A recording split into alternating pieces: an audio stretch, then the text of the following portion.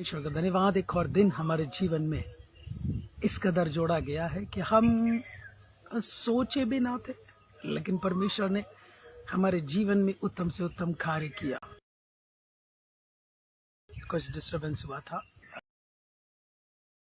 क्षमा चाहता हूँ, और क्षमा ये भी चाहता हूँ कि कल मैं नहीं आ पाया कुछ कारणवश। और परमेश्वर का धन्यवाद कि आज फिर हम लोग एकत्रित हैं और परमेश्वर की महिमा कर पा रहे हैं। परमेश्वर हमारे जीवन में जो दिन जोड़ते हैं वो एक बहुत बड़ी योजना के साथ, एक मकसद के साथ जोड़ते हैं, और वो मकसद, वो योजना हम बाखूबी समझ पाते हैं कि परमेश्वर की इच्छा और योजनाएं हमारे जीवन को लेके क्या है, क्यों हमारे जीवन में एक नया दिन जोड़ा गया है, ये हम समझते हैं। बट कई चीज़ें ऐसी होती है जो कि हम समझ के भी शायद उसको इग्नोर करते हैं, और इग्नोर करना हमारे लिए घातक साबित हो जाता है। पर उसको स्मरण रखते हुए, उसके कहे अनुसार बताए रास्ते पर चलते हुए उसकी महिमा कर सके तो हमारे लिए एक मुनाफे की या लाभ की बात होती है। परमेश्वर यही चाहता है कि हमारे लिए हर कुछ मिलकर भलाई को उत्पन्न करे। ओके, आज के मनन के लिए बहुत अच्छी बात है जो आज हम मनन करने जा रहे हैं। जल्दी से देखेंगे रोमियो की पत्री, उसका आज 13वां अध्याय आरंभ हो रहा है, और 1 वचन से लेकर 7 वचन तक मैं वहां पर पढ़ूंगा, पर थोड़ा रुक कर।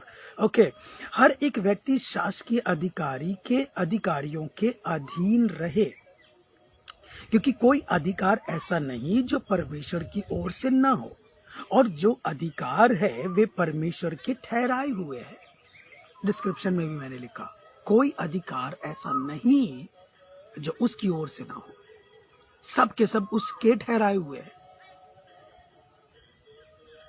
दंड देने के लिए अधिकार उसकी ओर से दिया गया, राज्य करने का अधिकार उसकी ओर से दिया गया, भलाइयां करने का अधिकार उसकी ओर से दिया गया। हर कुछ अधिकार परमेश्वर की ओर से नियुक्त है, निर्धारित है। इसलिए पौलुस यहाँ पर पत्र में अपने लिख कर कहता है, राज्य के प्रति आपका कर्तव्य क्या है उसको समझो। राज्य के प्रति, जिस राज्य में आपको रखा है, जिस देश में आपको रखा है, जिस भी जगह में आपको रखा है, आपको और मुझे रखा है, वहां के अपने कर्तव्य को समझो। अधीन रहना है, अधीन रहो। आगे लिखा है, इसलिए जो कोई अधिकार का विरोध करता है वह परमेश्वर की विधि का सामना करता है, और सामना करने वाला दंड पाएगा। आज ऐसी बहुत सारी चीजें हो रही हैं, हम ऐसी कोशिशें में लगे हुए हैं, मसीह लोग ऐसी कोशिशों में लगे हुए हैं जो कि शायद परमेश्वर ने उनको अधिकार दिया है कि इस कदर आप राज्य करो, पर हम उन अधिकारियों का या अधिकार का सामना करके परमेश्वर के ठहराए हुए के विरोध में काम कर रहे हैं। और यहाँ स्पष्ट लिखा है दूसरे पद में, विरोध करने वाला दंड पाएगा।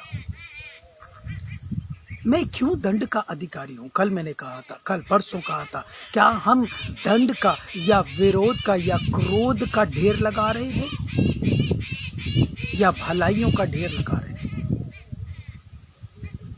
हर जगह मैंने ये कहते सुना है कि नहीं, ऐसा हो रहा है, वैसा हो रहा है, देश बिल्कुल ये हो गया, वो हो गया। अरे रहने दो ना, परमेश्वर के ठहराए हुए ही राज्य कर सकते हैं, और परमेश्वर के ठहराए हुए ना ठहराए हुए कभी राज्य नहीं कर सकते। परमेश्वर के ठहराए हुए ही राज्य कर रहे हैं, और हर अधिकार उसकी ओर से है।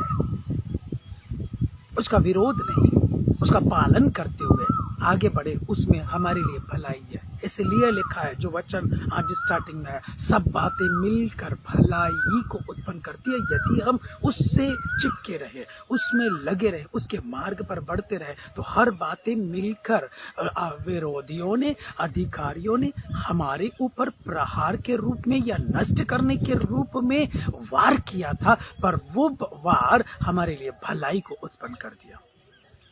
आमीन। परमेश्वर के अधिकारों को समझे ना। तीसरे पद में लिखा है, क्योंकि हाकिम अच्छे काम के लिए नहीं परंतु बुरे काम के लिए डर का कारण है। अतः यदि तू हाकिम से निडर रहना चाहता है तो अच्छा काम कर और उसकी ओर से तेरी सराहना होगी। कितने लोगों को अवार्ड मिला, कितने लोगों को ऐसे मतलब अच्छे काम करने के लिए राष्ट्रपति अवार्ड, प्रधानमंत्री अवार्ड, मुख्यमंत्री, नेताओं के द्वारा, अधिकारियों के द्वारा उनकी सराहना होगी। अगर उनसे निडर रहना चाहते हैं तो अच्छा काम करें, और अच्छा काम अच्छा ही होता है, उसमें मिलावट नहीं होती है, किसी भी रीति से मिलावट नहीं होती है। अच्छा मीन्स अच्छा, बुरा मीन्स बुरा, थोड़ा सा अच्छा थोड़ा बुरा नहीं, अच्छा मीन्स अच्छा, बुरा मीन्स बुरा।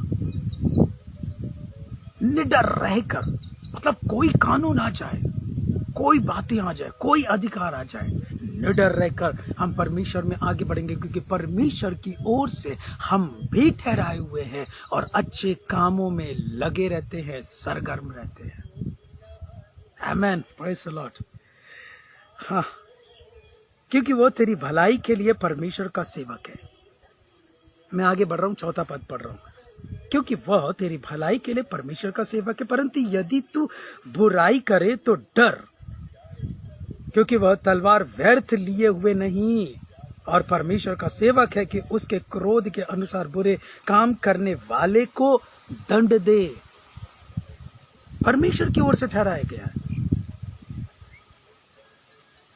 न्याय यहीं से हो जाता है। मतलब कोई तो न्याय करे, न्यायी ठहराया गया है, मुद्दई ठहराया गया है। फिर यीशु मसीह बोलते हैं कि अगर कोई मुद्दई तुझे हाकिम के पास ले जाए तो बीच में ही सुलह कर ले, बीच में ही सुलह कर ले। ऐसा ना हो कि वो तुझे हाकिम को, हाकिम सिपाही को सौंपे और सिपाही तुझे कारावास में डाल दे, और जब तक तेरी दमड़ी दमड़ी पाई पाई चुक ना जाए तब तक छूट नहीं पाएगा। इससे पहले कि बर्बाद हो जाए।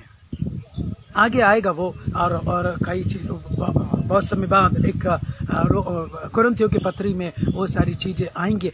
बट हमारे जीवन को आज परमेश्वर ये समझाना चाहता है, हर अधिकार उसकी ओर से है, हर अधिकारी उसकी ओर से नियुक्त है, उनका पालन करो, आगे बढ़ो। आगे के वचन में 5वें पद में लिखा है, इसलिए अधीन रहना ना केवल उस क्रोध के डर से आवश्यक है वरन विवेक भी यही गवाही देता है। 6वां पद, इसलिए कर भी दो, क्योंकि शासन करने वाले परमेश्वर के सेवक है और सदा इसी काम में लगे रहते हैं। इसलिए हर एक का हक चुकाया करो, जिसे कर चाहिए उसे कर दो, जिसे महसूल चाहिए उसे महसूल दो, जिससे डरना चाहिए उससे डरो, जिसका आदर करना चाहिए उसका आदर करो। ये बाइबल सिखा रही है हमारे जीवन में। वो हमारे ऊपर हाकिम है, हाँ आदर करो। उन्हें कर चाहिए कर दो, जिन्हें महसूल चाहिए उन्हें महसूल दो, उसको रोको मत। परमेश्वर हम तो आपके जन हैं, इन दुनियादारी के लोगों को क्यों दे? नहीं दो, कर चुकाना पड़ेगा, महसूल देना पड़ेगा, क्योंकि बाइबल कहती है जिससे डरना चाहिए उससे डरो, जिसका आदर करना चाहिए उसका आदर करो, क्योंकि हर अधिकार परमेश्वर की ओर से ठहराए हुए हैं। आज ये बात मसीहों को समझकर वो पत्र लिखकर पौलुस समझा रहे हैं कि ये चीजें होनी चाहिए, और जब ये होती हैं तो हमारे जीवन में परमेश्वर की ओर से नियुक्त की गई ठहराई हुई भलाइयां उतर कर हमारे जीवन को सुसज्जित कर देती है, सुसज्जित कर देती है। हमेशा याद रखें रोमियो का 13वां अध्याय, हमेशा याद रखें। इन दिनों में तो इस पर अधिकांश याद रखें, हर एक व्यक्ति हर एक में सब आ गए, चाहे वो सेवक हो, सेविका हो, विश्वास करने वाला हो, विश्वासी हो, कोई भी हो। हर एक व्यक्ति शासकीय अधिकारियों के अधीन रहे, क्योंकि कोई अधिकार ऐसा नहीं जो परमेश्वर की ओर से ना हो, और जो अधिकार है वे परमेश्वर के ठहराए हुए हैं। उसका विरोध मत करो। उसका विरोध करोगे तो दंड के भागीदारी हो जाओगे। विरोध करने वाला दंड पाएगा, क्योंकि ऐसा अधिकारी परमेश्वर की ओर से सेवक नियुक्त किया गया है।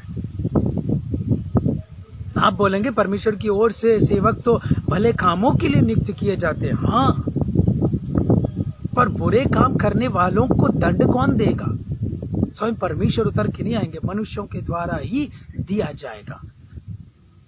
तो वो दंड दिया जाना भी तो ठहराए हुए व्यक्तियों के द्वारा हो। तो बुरे काम करने वालों को दंड देने वाला भी परमेश्वर की ओर से ही ठहराया गया सेवक है, कि बुरे काम करने वालों को वो दंड दे। स्पष्ट लिखा हुआ है, आप पढ़िए और समझिए इन दिनों में परमेश्वर क्या चाहते हैं हमारे जीवन में, हमारे जीवन से क्या चाहते हैं। उन बातों को समझकर प्रियो आगे बढ़ो, किसी चीज का एकदम से विरोध ना करते हुए। मैंने जब पढ़ा, जब से लोगों के सामने ये कह कर समझाता हूं, विरोध करना हमारा काम नहीं है। दंड देना, बदला लेना उनका काम है। परसों हमने देखा था, वो लेंगे ना, वो देंगे ना दंड। हम अपने पर जिम्मेदारी क्यों लें? मान लीजिए यदि मैं किसी व्यक्ति को दंड का एक फरमान जारी करता हूं, दंड सुनाता हूं, उनके पुत्र और पुत्रियां भी होंगे, वो मुझसे नफरत करने लगेंगे। और परमेश्वर चाहता है कि तुमसे कोई नफरत ना करे, हमेशा प्रेम भाव में रहे, आपस में प्रेम बना रहे, भाईचारे की प्रीति बनी रहे। इसलिए तुम बदला या न्याय मत चुकाओ, वो मेरे पर, मेरा काम है, मैं चुकाऊंगा। बुरा कहना है मुझे कहे, भला कहना है मुझे कहे, तुम प्रेम भाव में बने रहो। अपने हाथ में अधिकार और सारी चीजें लेकर न्याय मत करो। जिनका काम है उनको करने दो। ये परमेश्वर की ओर से है प्रियो। और हर एक जो इस पृथ्वी के ऊपर हो रही घटनाएं, वारदातें या अच्छे या बुरे काम, वो सब कुछ उसकी ओर से निर्धारित है। अच्छे काम, अच्छे मार्ग में चलने वाले लोगों के लिए अच्छे काम, बुरे मार्ग में चलने वाले लोगों के लिए उनका दंड, उनकी बुराइयां उनके सर पर पड़ने के लिए ऐसे नियुक्त किए गए अधिकारी। वो भलाइयां करवा सकता है तो बुराइयों के बाद भलाइयों में ला भी तो सकता है। हम उस पर भरोसा रखें, उस पर विश्वास रखें और आगे बढ़े। परमेश्वर हमारे संग और साथ है। प्रभु आशीष देने पाए। प्रभु जी, हम धन्यवाद करते हैं। बहुत सारी गहराई की बातें हमारे जीवन में प्रकट तो होती है, पर उसका मानना उतना ही कठिन होता है। प्रभु जी, प्रभु हर एक की बुद्धि को खोलिए, समझ और ज्ञान को हर एक के जीवन में आने दीजिए, क्योंकि आपने जो नियुक्त किया है वो होकर रहेगा। आपका वचन भी कहता है कि अक्षर अक्षर, बिंदु बिंदु पूरा हुए बगैर नहीं रहेगा। जिसका जो हक है उन्हें हम प्रदान करें। प्रभु, जिससे डरना चाहिए उससे डरे, जिनका हक चुकाना चाहिए उनका हक चुकाएं।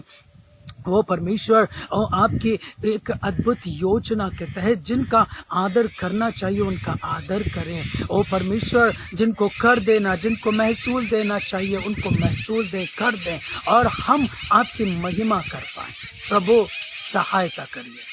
आने वाले दिनों के लिए हमारी बुद्धि को और खोल दीजिए और समझ को, ज्ञान को आने दीजिए, ताकि उसके द्वारा हम बड़े से बड़े चीजों का या विरोध का या सारी बातों का जो दुर्बल कर सकती है, सामना करके आपकी महिमा के लिए विजय को प्राप्त कर सके। सारा आदर आपको देते हैं, प्रार्थना यीशु के नाम से मांगते हैं, आमीन। God bless you. परमेश्वर बहुत आयत की आशीष दे आपको।